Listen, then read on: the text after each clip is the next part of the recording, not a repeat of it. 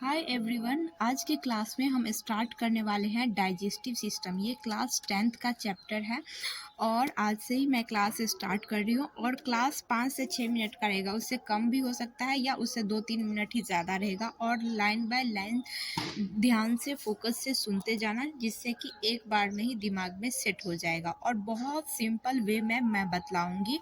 तो इसलिए कोई भी दिक्कत परेशानी नहीं होगी डाइजेस्टिव सिस्टम समझने में। तो चलिए हम स्टार्ट करते हैं डाइजेस्टिव सिस्टम इन ह्यूमन। ये क्लास 10th का है।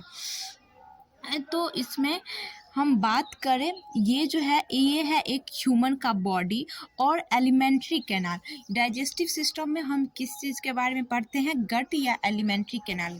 तो एलिमेंट्री कैनाल जो होता है वो माउथ से स्टार्ट होता है और एनस पे जाके ख़त्म होता है।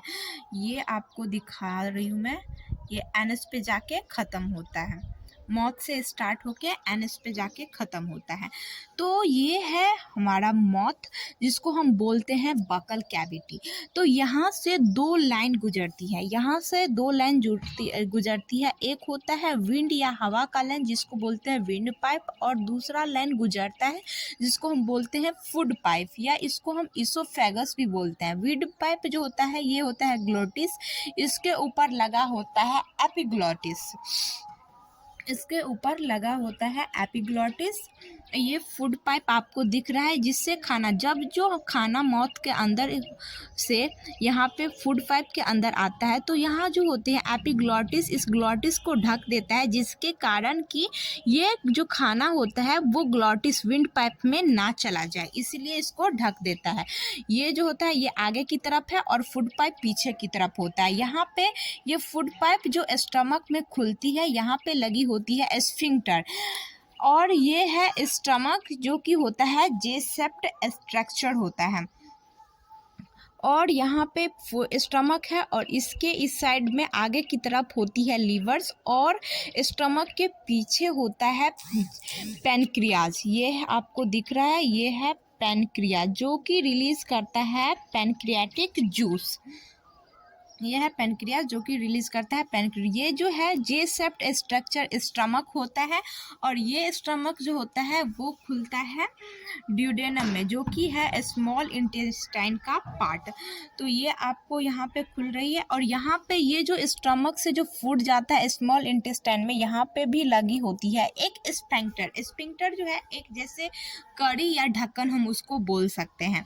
तो ये आपको चौड़ी स्ट्रक्चर दिख रही है, ये बाहर की तरफ ये है लार्ज इंटेस्टाइन, और अंदर की तरफ जो स्ट्रक्चर स्मॉल स्मॉल दिख रही है जिसका विड्थ कम है वो है स्मॉल इंटेस्टाइन, और बाहर में है लार्ज इंटेस्टाइन। और ये लार्ज इंटेस्टाइन फिर रेक्टम जो होता है लार्ज इंटेस्टाइन का ही पार्ट होता है, और ये फिर बाहर एनस से होकर वेस्ट मटेरियल जितने भी होते हैं वो बाहर निकल जाते हैं। तो ये हुआ स्टमक, और ये आपको दिख रही है पैनक्रियाज जो कि रिलीज करता है पैनक्रियाटिक जूस, और लीवर जो है वो रिलीज करता है बाइल जूस।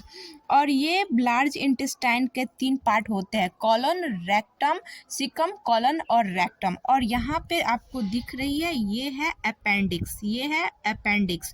जब हम फूड जो यहाँ पे खाते हैं और कुछ फूड जो बाहर नहीं निकल पाते हैं, यहाँ पे फंस जाते हैं, तो इसके कारण क्या होता है, अपेंडिक्स पे प्रेशर पड़ता है और इसमें दर्द करने लग जाता है। इसीलिए अपेंडिक्स को काट के हटाना भी पड़ता है, किसी किसी को प्रॉब्लम हो जाता है। तो ये स्टमक के बाद हम आते हैं स्मॉल इंटेस्टाइन में। स्मॉल इंटेस्टाइन जो होती है इसकी विथ, इसकी जो टोटल लंबाई होती है वो होती है 6 मीटर। इसका विथ जो होता है लेस होता है, इसलिए इसको हम स्मॉल इंटेस्टाइन बोलते हैं।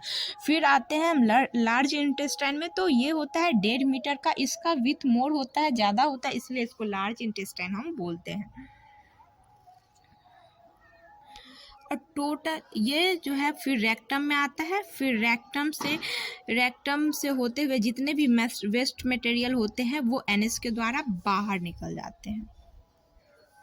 Total length of alimentary canal जो होता है वो 9 मीटर होता है।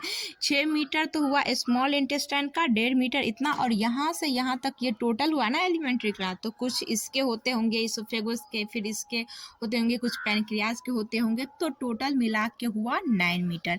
अगर हम बात करें पेरिस्टाल्टिक मूवमेंट की, पेरिस्टाल्टिक मूवमेंट होता है कर्मानुकुंचन गति, जिससे कि मौत से इसोफेगस में आता है, फिर स्टमक में, फिर बाहर। तो कर्मानुकुंचन या पेरिस्टाल्टिक मूवमेंट के कारण ही फूड जो होता है वो आगे की तरफ बढ़ता जाता है। फिर बात करें हम स्पिंक्टर की, तो स्पिंक्टर एक रिंग लाइक स्ट्रक्चर होती है जो चीज़ों को बाहर निकलने से रोकती है। बिना परमिशन के हम ये चीज़ें बाहर को नहीं निकालती है, जब तक ब्रेन से कोई भी चीज़ की सिग्नल ना आ जाए तब तक। फिर हम अगर बात करें ग्लैंड, डाइजेस्टिव ग्लैंड्स की, तो सलाइवरी ग्लैंड्स हुआ, glands of digestive system. Salivary gland secret saliva, enzyme salivary amylase. वो ग्लैंड, सलाइवरी ग्लैंड्स जो होता है वो सलाइवा को सीक्रेट करता है, और एंजाइम कौन सा सीक्रेट करता है, सलाइवरी एमाइलेज। ये सारे ग्लैंड्स के काम हुए। लीवर, लीवर जो है वो ग्रीनिश येलो बाइल, जो मतलब पीत कलर का, येलो कलर का बाइल जो होता है वो पीत, बाइल को बोलते हैं पीत, सीक्रेट करता है। Bile is temporarily stored in gall bladder. Gall bladder जो होता है वो लीवर के नीचे में लगा हुआ होता है गॉल ब्लैडर, जिसमें पीत का फॉर्मेशन होता है। फिर वो जो होता है gall bladder before it is send to small intestine through bile duct, bile duct के थ्रू बाइल जो होता है वो स्मॉल इंटेस्टाइन के तक भेजता है गॉल ब्लैडर, बाइल डक्ट के थ्रू। फिर बात करें स्टमक के नीचे होता है pancreas, behind stomach, behind stomach, stomach के पीछे होता है पैनक्रियाज। ये जो होता है जूस सीक्रेट करता है, pancreatic amylase, trypsin and lipase. ये 3 जूस जो है वो पैनक्रियाज सीक्रेट करता है, पैनक्रियाटिक एमाइलेज, ट्रिप्सिन और लाइपेज।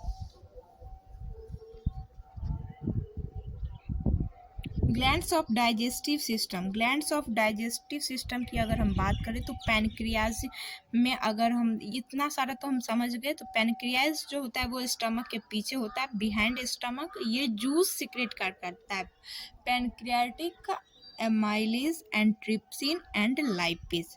वीडियो को लाइक कर देना और चैनल को सब्सक्राइब ज़रूर कर देना। Thank you all of you. अगर कोई भी प्रॉब्लम आए तो ज़रूर बताना।